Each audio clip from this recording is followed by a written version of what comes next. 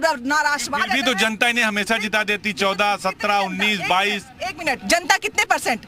आज मैं सबसे बताना चाहती हूँ कि जो ये बोलते हैं कि लोक जनमानस ने दिया है 36%, बाकी बचने वाली जनता चाहती है भाजपा ना आए। और मैं अजीत, सांप्रदायिकता की राजनीति वो होती है जब 84 में आप सिखों के सिखों की हत्या कराते हैं, और सांप्रदायिकता वो होती है जब कश्मीरी पंडित मारे जाते हैं और आप खामोश रहते हैं। सांप्रदायिकता की राजनीति वो होती है जब एक आतंकवादी को बुला के मनमोहन सिंह प्रधानमंत्री कार्यालय में मिलते हैं और उसको जेल भेजने का काम हमारी सरकार करती है। अब देखिए शोएब भाई हैं, देखिए मुस्लिम स्कॉलर हैं, आप बताइए शोएब भाई, जो ये चारों दल कह रहे हैं, क्या स्थानीय निकाय चुनाव में जो बीजेपी पसमानदा मुस्लिम कार्ड खेल रही है उसका कितना असर होगा? क्या इसका नुकसान भी है समाजवादी पार्टी को?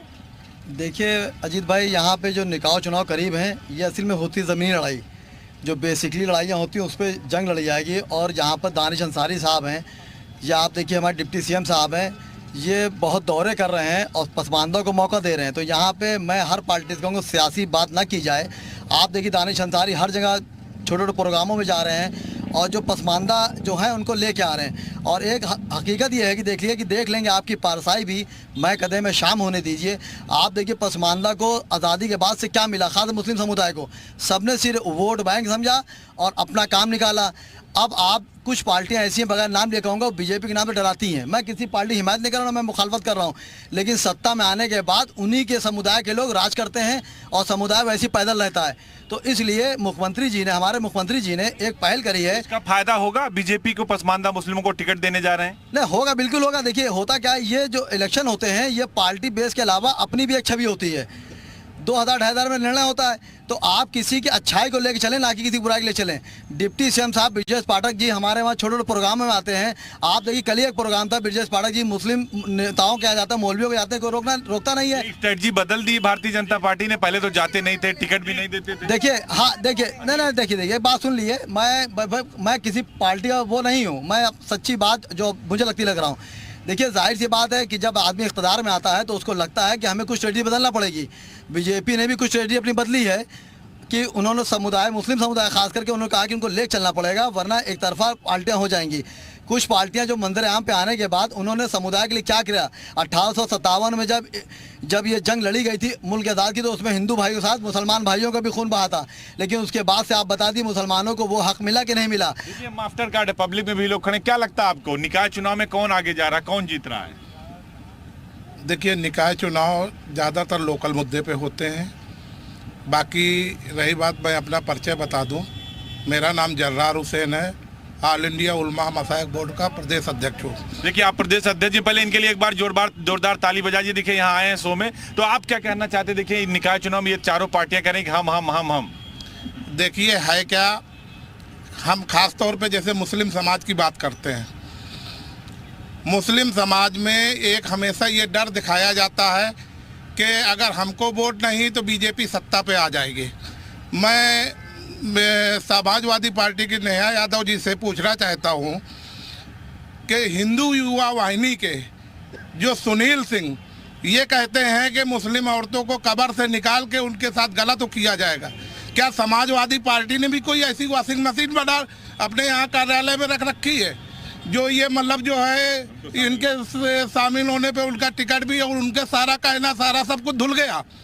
ये बताइए 17 से लेके 22 तक आप बताइए, इतने मुस्लिमों के ऊपर जो भी हमले हुए या जो कुछ हुए, अखिलेश जी कितने के घरों पे गए? बिल्कुल सवाल जवाब उन्हीं से ले लेते हैं। देखिए वो देखिए आरोप लगा रहे हैं, आप बीजेपी पे लगा रही हैं, वो आरोप आप पे लगा रहे हैं। मैं इसका जवाब दे रही हूँ। सबसे पहली बात तो कि मेरे भाई हैं, उनको ये जानकारी नहीं है कि वो समाजवादी पार्टी की किसी भी इलेक्शन में पार्टिसिपेट नहीं किया, ना सदस्य हैं। दूसरी बात, आप कह रहे हैं कि माननीय राष्ट्रीय अध्यक्ष जी कितनों के घर गए और कितनों के घर नहीं गए। आपको मैं बता देती हूँ, पूरे उत्तर प्रदेश में जिस भी जिले में जिस भी जाति धर्म के व्यक्ति के साथ अन्याय हुआ हो, चाहे वो हमारे विधायक हैं कानपुर के, उनके साथ अन्याय हुआ है, माननीय राष्ट्रीय अध्यक्ष जी वहाँ भी गए हैं। इलाहाबाद में हमारे मुस्लिम समुदाय के लोगों के साथ अन्याय हुआ, माननीय राष्ट्रीय अध्यक्ष जी वहाँ भी गए थे। और तमाम जिलों में, अभी सहारनपुर गए, अन्य जिलों के भी लगातार दौरे लगे हुए हैं। माननीय राष्ट्रीय अध्यक्ष जी किसी भी जाति और धर्म का व्यक्ति अगर किसी के साथ अन्याय हुआ है, फर्जी एनकाउंटर में मारा गया है, कोई भी अप्रिय घटना हुई है, सबसे पहले पहुंचने वाले नेताओं में से एक है। चाहे वो हाथरस का कांड हुआ हो, चाहे उन्नाव की बेटी को न्याय दिलाने की बात हो, समाजवादी पार्टी और माननीय राष्ट्रीय अध्यक्ष जी प्रथम पंक्ति में खड़े रहते हैं।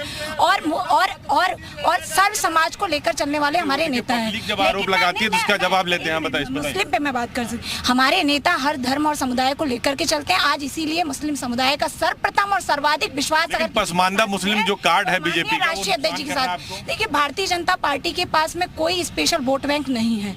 ये सिर्फ और सिर्फ धर्म और जाति की राजनीति करते आए हैं, कर रहे हैं और आगे भी करते रहेंगे। विकास का मुद्दा इनके पास है नहीं। इनके पास मुद्दा अगर होता तो ये क्योंकि आप तो 2022 में इनके साथ थे, अभी क्या लग रहा है? अभी जो आप कह रही हैं तो जैसे एक जात का या मुसलमान भी इनके साथ थे, मुसलमानों को उन्होंने कितना प्रतिनिधित्व दिया सरकार में, और तो मुसलमानों के लिए क्या किए, और इसके पहले भी, और इस समय सेफ हैं या पहले दंगा इसके पहले हुआ है, इस समय नहीं हुआ है। और ईवीएम पर आरोप और सब पे आरोप, अगर ईवीएम पर आरोप लगा रही हैं तो ईवीएम पर आरोप लगा रही हैं तो फिर मैनपुर में कैसे जीत गई, खतौली कैसे जीत गई? खतौली कैसे जीत गई? और भी है या और भी जातिवाद पर ले लीजिए तो एक ही जात के एक ही जात के मैडम जितना सपा में गुंडाई हुई है, जितना सपा में गुंडाई हुई है किसी के शासन काल में नहीं हुई है। एक बहकावा है। अरे आप बताइए समाजवादी पार्टी के कार्यकाल में कौन सी गुंडाई थी? मैं बता रही हूँ मुख्यमंत्री उत्तर प्रदेश में अगर हैसियत है और हिम्मत है तो टॉप 10 माफियाओं के लिस्ट जारी कर दे।